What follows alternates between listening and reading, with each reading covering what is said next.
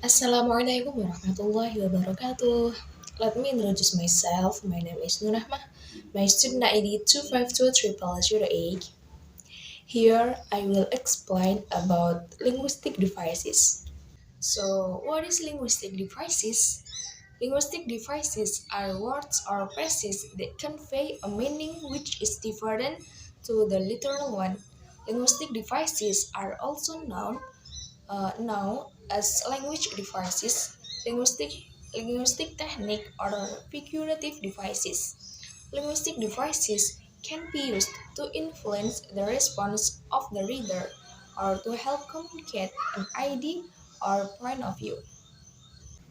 There are 30 kinds of linguistic devices, including 1. Allusion. Allusion is when an author makes an indirect reference to a figure, place, event, or idea originating from outside the text. Many allusions make reference to previous works of literature or art. For example, stop acting so smart. It's not like you're Einstein or something. The next is analogy. Analogy in linguistics is a cognitive process involving comparison, where by the information concerning one element is linked to another element through observed similarities. For example, comparing the differences between Aboriginal English and Standard Australian English to the differences between a social gathering and a formal dinner. The next is anecdote. Anecdote is based on hearsay rather than hard facts. People like to share stories about things that happened to them or that they heard about to make a point. That kind of talk is anecdote based on small personal accounts. For example, have you ever delved head first into a situation and run straight into trouble? Next is bribery.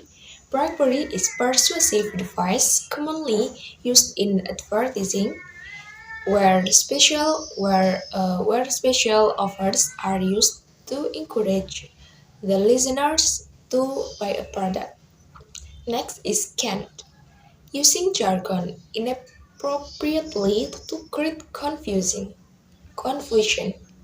Example, teenagers using words that are obscure to the general population as a means of including others. The next is emphasis. Emphasis in general has two main use, indicating importance and highlight a contrast. A contrast in terms of positive and negative is not the only possible one with verbs. Next is flattery. Flattery involves an appeal to the listener's self-image, including their need to belong or their need for prestige. The next is figurative language. Figurative language refers to using words in a non-literal way. Figurative language is used by speakers to express difficult ideas more clearly by comparing them to something that the listener is already familiar with. For example, a emphasis involves using a mild, indirect, or vague expression instead of a hard of upsetting one. Example, he passed away instead of he did. Next is continuatives. This allow the speaker to signal that they are pressing on with the text. They are used in conversation to signal that the speaker intends to continue speaking. For example, now, of course, well, anyway, surely. Next is connotation. Connotation suggests means beyond a word's literal meaning. The suggestion can create positive or negative influence. For example, television advertisement showing rugby players with a voice-over. Next is code switching. The term code switching refers to a person changing language or dialect throughout a single conversation and sometimes even over the course of a single sentence. Next is choice of language. In sociolinguistic, language choice describes a situation where communicators that speak more than more language and can choose which language to speak in. Next is intonation. In linguistic, intonation is variation in pitch used to indicate the speaker's attitudes and emotions, to highlight or focus an expression, to signal the illocutionary act performed by a sentence, or to regulate the flow of discourse. Next is irony, wit, and humor. Irony, wit, and humor rely heavily on shared sociocultural context to achieve the author's purpose. Irony contrasts the reality and the expectation with the is said and what is meant. Wit refers to the perception and expression of a relationship between seemingly incompatible or different things in a cleverly amusing way. Humor is the perception, enjoyment, or expression of something that is amusing, comical, incoherent, or absurd. Next is jargon. Jargon is using words that are specific to a particular subject and will only be known by those connected with that subject.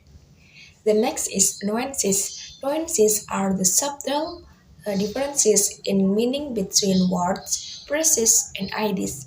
These shades of meaning might seem small, but they can greatly affect how we understand what is being said. Next is irrelevance. Irrelevance in including points or arguments that don't contribute to the main idea with the aim of distracting the audience. Next is nonverbal language or communication. Nonverbal communication is the transmission of message or signals through a nonverbal platform such as eye contact, facial expressions, gestures, posture, and body language. Next is overgeneralization. This is use of sweeping statement that can't be literally true. The next is alliteration. Alliteration is a series of words or phrases that all or almost all start with the same sound. These sounds are typically consonant to give more stress to the syllable. Next is colloquialism. Colloquialism is the use of informal language and slang. It is often it is often it is often used by authors to lend a sense of realism to their characters and dialogue. Forms of colloquialisms include words, phrase, and contraction that are not real words. The next is propaganda devices. Propaganda may be defined as the deliberate use of manipulation technique in order to persuade the audience towards a biased opinion which helps a greater power of or authority to develop the derisible perspective or choice in target group. So the next is prosodic. Prosodic can reflect the characteristic of speakers or utterances, their emotion state, for form of speech, statement, question, or comment, irony or emphasis, contract, and focus. It may reflect elements of language that are not included by grammar or vocabulary choices. The next is slogan. Slogan is a short phrase that is easy to remember. Slogans are used in advertisement and by political parties and other organizations who want people to remember what they are saying or selling. The next is style shifting. Style shifting is variation within the speak of a single speaker, whereby speakers may shift in their use of grammatical, phonological, and lexical variants in response to social conditions. So the next is repetition. Repetition is varied even in language. Every critic knows that much of what will be said will already have been said before, probably many times over. But even the staunch critic might be surprised at just how rife linguistic repetition really. So the next is simile and tone. A simile is a figure of speech that compares two unlike things as and use the words like or us, and they are commonly used in everyday communication.